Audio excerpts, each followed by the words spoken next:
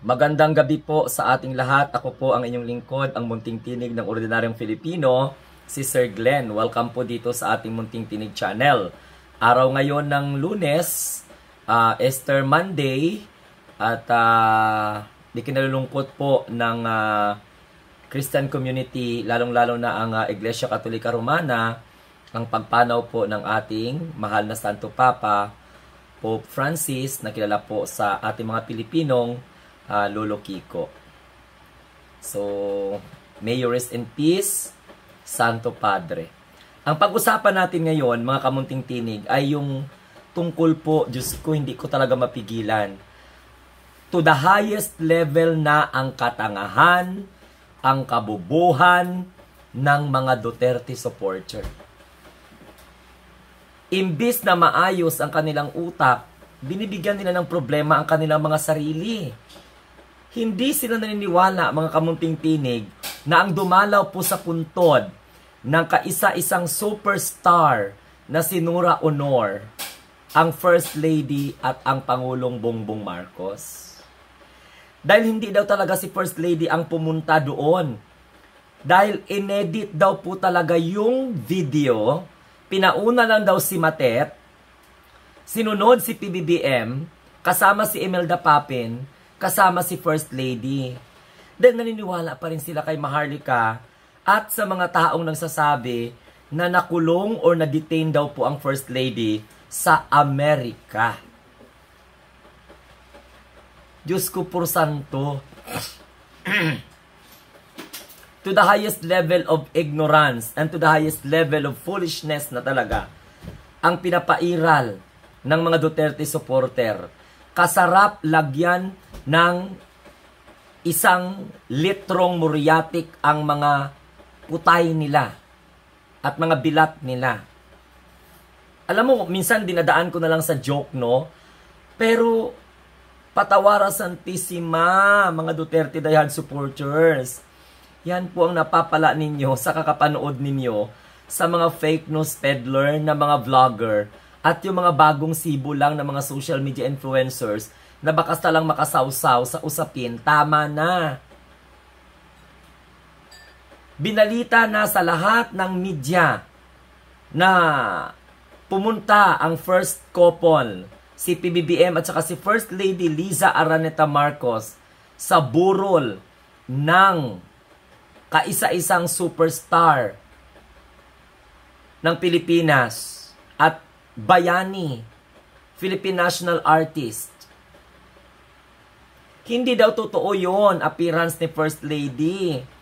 Dahil nakakulong lagi si First Lady sa Amerika, na-detained lagi. Actually, may screenshot po ako pag titingnan ninyo sa Facebook ng Bandera. Ang aga daw po dumalo ni PBBM at saka ni First Lady sa burol ng Santo Papa. Pati ba naman ang Santo Papa ginamit nila sa katangahan nila? Bisitahin ninyo ang page ng Facebook page ng Bandera. Actually, yung post ko yung video sa aking wall, sa aking YouTube channel. Sa uploaded video, tingnan po ninyo doon. It look like edited. Sinong gago ang mag-edit ng video para palabasin lang na si First Lady Liza? Wala daw dito sa Pilipinas. Dinugtong lang daw yon para magmukhang kasama ni First Lady ang Pangulo sa pagdalaw kay Miss Nora Honor. Problema naman talaga, oo, kasarap nyo talaga adubuhin, no? Ang mga tinggil ninyo, mga Duterte Dayhan supporters. Karamihan pa sa mga nagko-comment doon, mga babae, mga babaho, putay. Hanggang kailan kayo mabuhay sa katangahan? At hanggang kailan nyo tatanggapin sa sarili nyong bobo talaga kayo? Nagdo-joke lang ba talaga kayo? O talagang sariling katangahan na talaga yan? You don't know already how to distinguish the AI kaysa sa original? Patawara santissima. Media ang tatanungin ninyo. Nabayaran na naman ang media. Hindi lagi si First Lady daw ang dumalaw doon sa burol ni Miss Nora Honor. ang ating kaisa-isang superstar. Actually, kasama po ni First Lady si Imelda Papin. Tapos yung isa pong magaling gumanap na kontrabida sa mga teleserye at mga pelikula, which I forgot the name. Pero nakasuot po ng kulay blue. Diyos por santo, dahil lang sa pagiging supporter ninyo ni Rodrigo Duterte, kahit totoo na actual video na yung tao, nakikita nyo na, hindi pa rin kayo maniwala dahil naniniwala pa rin kayo doon na na-detain talaga ang First Lady.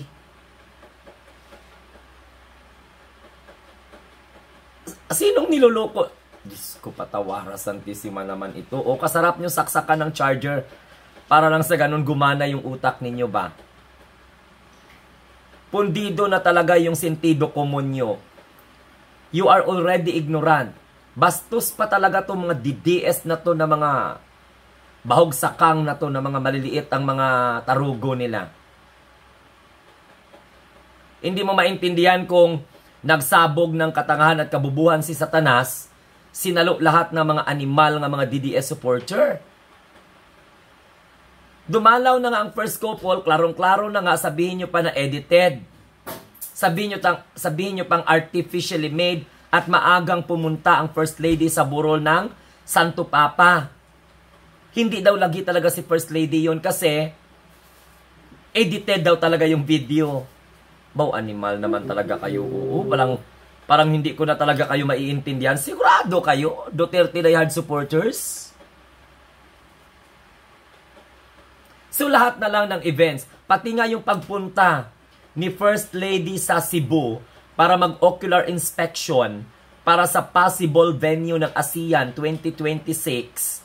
Dahil ang Pilipinas po ang host country ng ASEAN, nadadaluhan ng iba't ibang mga lider sa Asia, nagpunta ng Cebu para i-inspection ang possible area or possible venue na pagdadausan ng ASEAN 2026.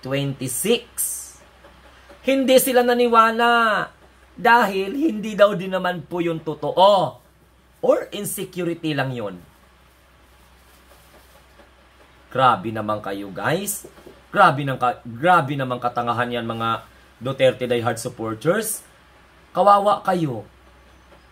Kayo ang pinaka-insane. Kayo ang walang common sense na mga political supporter or politician supporters. Wala na sa lugar ang pagka-abnormal ng inyong mentalidad. Do you think ganyan talaga yung e-effort ng Pangulo mag-edit, mag-instruct na i-edit nyo to para magmukhang kasama ko ang First Lady? Iyang kasama niya talaga doon is totoong First Lady? Anong tingin niyo kay First Lady? Alam mo, wala na talaga to sa hulog tong mga animal na ito, no? Bobo talaga. And kumbaga, they have already defective mentality. Even though their sense of sight already affected by the foolishness, no? Being what they call this, Duterte diehard supporters. They don't know already how to distinguish what is real, what is authentic, and edited. Patawara santissima, karaming mga media doon. O actually may comment doon, no? Pinauna lang daw po si Matet bago po i-video ang first couple. Puntahan ninyo ang bandera na Facebook page para malaman nyo kung ano yung sinasabi ko. Para sabihin yung ako ay nagsisinungaling o hindi ako nagsisinungaling. Dahil hindi naniniwala ang ilan sa mga Duterte diehard supporters na ang babae doon na kamukha ni First Lady, si First Lady. Dahil artificial intelligence lagi doon kasi patawara santissima. Sabi naman ng iba sa ibang mga page, peke daw po yung video. Mantakin mo mga kamunting tinig. Na-shock talaga ako dahil ayaw na nila kay First Lady, gawan-gawan nila ng kwento because they really believed doon sa mga propaganda na mga alingangan ng mga Pilipino abroad na na-detained lagi ang First Lady. That's why palagi nilang hinahanap nasaan ang First Lady, ka mga butuan nila. Hinahanap nila yung First Lady without knowing the fact na hindi na pala sila nakahugas ng mga bilat nila, kaya umaalingasaw ang katangahan nila at kabubuhan. Por Diyos, por Santo, mga DDS, iuntog ko na lang kayo sa ay nako. Kasarap nyo iuntog sa pader ng katalinuhan. No? Dahil your brain already defective, your sense of sight is already failure. So meaning to say, dapat kailangan magpa-opera na kayo ng inyong mga mata. O maghiram kayo ng common sense at katalinuhan sa mga pro-government people. Why? Because you have what we call defective mentality. Kulang-kulang na lang, buang na kayo. Sa sobra ninyong katangahan, kabubuhan, because of your insecurity, because of your hatred, no? Patuloy kayong naging tanga at naging bobo, and you don't accept the reality. Pwede ba yon? Dadalaw ang Pangulo doon, wala ang First Lady, tapos idugtong lang ang video para magmukhang kasama?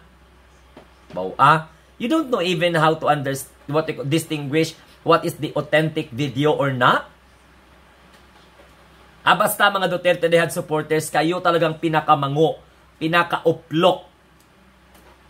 Yan ang napapala ninyo sa pagsamba ninyo kay Santong Nasiraan, at saka kay Santong Nasarehas, na walang iba kundi si Santo Rodrigo, ama ni Santa Sarang Kama-Kama. Kasarap nyo ipasampal sa kapre. Wala na talaga kayo kahihiyan. Mango, gid kamuya. Promise. Wala gid kamuya pulos ko mag-isip. That's the main reason that your ideas is no longer relevant because of that such kind of mentality you have. Oo, next time. Magpakatino naman kayo. Hindi na makapang-bash lang kayo, animal. Hey, bastos na nga kayo, bobo pa kayo, alinganga pa kayo, nasa inyo na lahat. Buang ang mga DDS ni ay.